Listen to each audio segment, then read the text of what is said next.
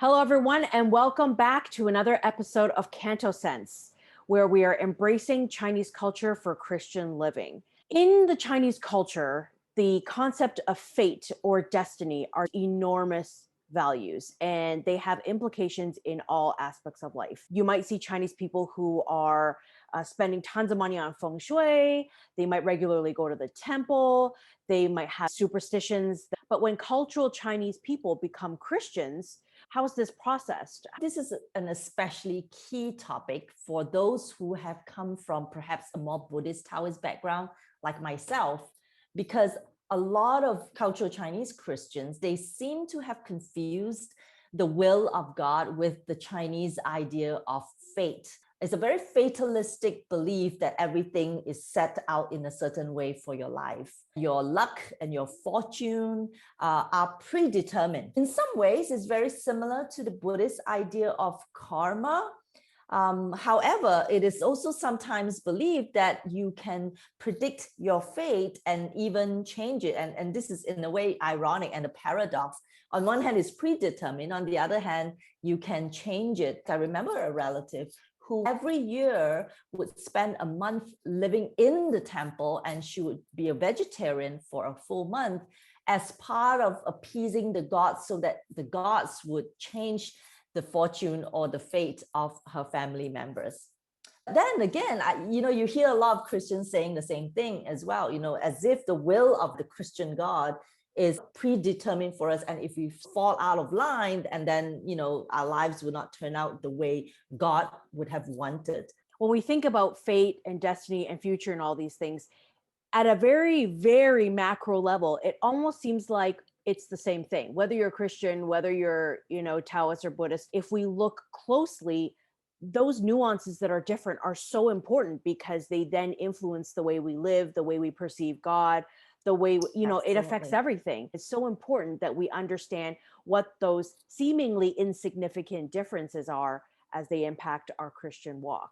Well, we are thrilled to have our guest with us today, Dr. Tanzhu In, and he will help us delve into this big topic of Chinese fate and destiny versus the Christian will of God. I find that this discussion or reflection about fate and will normally arises because of two things. One is the human need to understand why certain things happen. Yeah. I remember seeing a documentary about the 2004 Boxing Day tsunami. There's this father who was weeping and crying because his young daughter had been carried away by the waves and had died. And he said that I must have done something bad in my previous life. It's my karma. Yeah. My heart really went out to him because he had no idea what he did wrong. But he needed something to help explain why this horrendous thing had happened. So often, when things are well, people don't think about fate and will. That something extraordinary happens, normally a tragedy. Then, oh man, that was his fate. Because the reverse is sometimes true.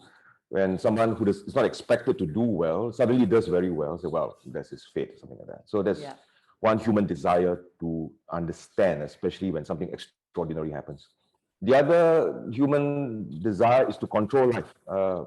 We want our life to roll out in a certain direction in ways that we think would be good for us. And how do we ensure that happens? So if there is some force, some God in control of the universe, what do I need to do to make that go in my direction? So the need to understand and the need to control, I think, are two basic reasons why most people of whatever religion or background would talk about fate and will of God. Which is a problem, because what I have found is, and even in listening to how Christians talk about the will of God, for example, there are Christians who would go on an annual short-term missions trip because they have somehow, again, migrated the same idea from how they used to live, doing good once a year, and therefore you are able to, like you say, control or manipulate, how your life will end up or your fortune. And they've brought the same idea into their Christian life. And I think that's, in a way, very questionable, because we're not talking about migrating same ideas over, we're talking about transformation and renewal of what we believe about the world and our values. In the Christian circle, we talk about the will of God. What is this mysterious will of God. There's no way of running away from talking about the big picture. Every faith system has a big picture. And for those of us who believe that God is real and has come to us to Christ and through the scriptures, we have this four big things. Creation, where does everything come from? God created us so that he can bless us. The fall, where we rejected God's love and will and did our own thing, thinking that we can control our own fate. And thirdly, God coming in Christ to solve the mess, to redeem us, and his death on the cross to fix things. Then finally, restoration when Christ comes back to make everything right again. So if that is our big picture, and you have to discuss the big picture before we talk about specifics, then this is a God of love whose intent has always been to love us. We don't need to make him love us. The thing is to align our lives with his purposes, that we are in a position to receive and be in harmony with his desire for shalom, for loving us. Yeah. So the question of the will of God, I think we now live between the redemption and the restoration. We now live in that period between Christ coming, rising again, and when Christ comes back again. And in this chapter of life, God's will, in terms of the fact that he is in complete control of everything, actually should give us some degree of comfort that all these terrible things that have happened, I know that God is in control and he will work things right in the end. He has a purpose even for the bad things, as shown by Christ's death, which is a bad thing, bringing good. But my responsibility then is really to trust and obey him. If this is how I believe God to be, then I can trust him for the big picture. But for the things under my own responsibility, I can choose to live in ways that he teaches me is best for me and for the world. And although that may or may not always give me immediate things that I want, but I know in the long run, that is what he wants of me. So there's this God's will as the big picture. He's in control of everything. And then our responsibility is usually defined in more ethical terms, to love people, to forgive people. We can do these things because God is going to work it all out in the end.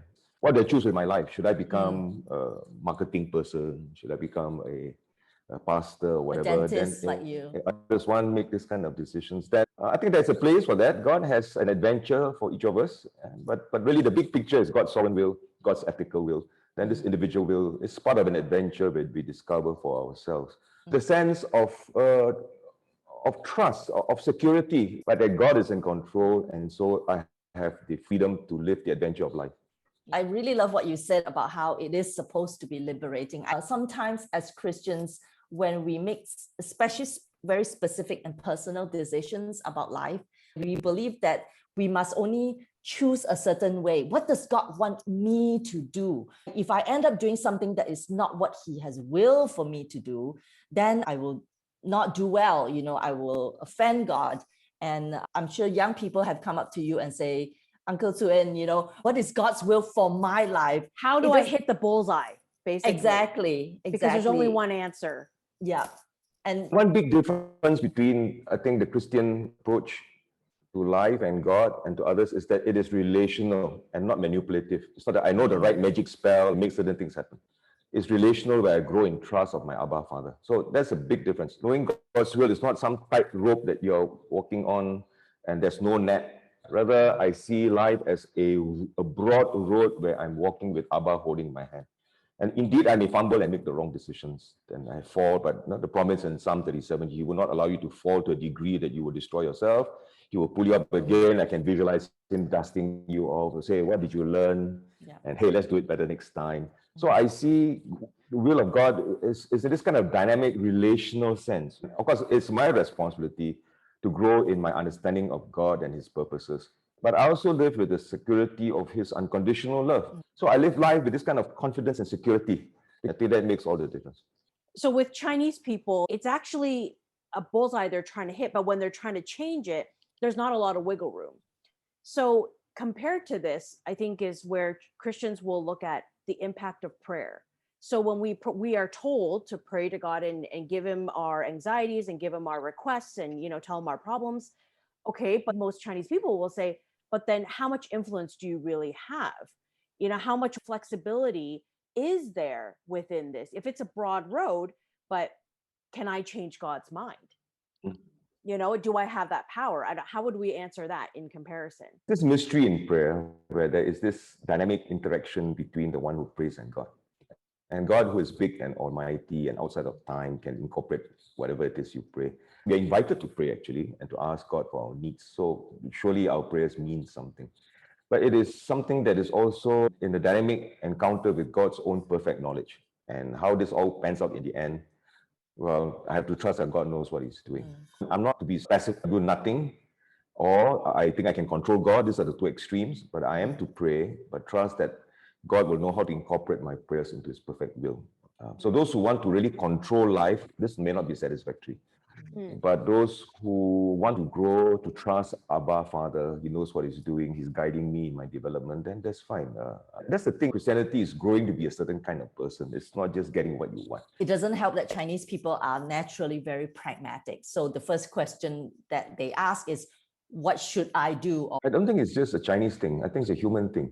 I think that's going back to Genesis 3, where the tempter says, hey, you don't need to trust in God. You can carve out your own life. Manifested in Chinese pragmatism, I'm sure, but I think this is a human thing in other races, other worldviews. We just want to thank Soo-Inn for being with us today and sharing his insight and wisdom, and just reminding us of how we can not reject, but redeem some of these values. So thank you so much for joining us, Soo-Inn. Thank you. I think the whole understanding of faith versus the will of God is going to be very important, not just for us in our own walk with Christ, but is equally important as we disciple new believers who come from cultural Chinese background, that there is a difference, the very different values that are driving these two things. And I think it's going to be very important that we're able to teach about the difference. Well, thank you so much for joining us for another episode of CantoSense. We look forward to seeing you again soon.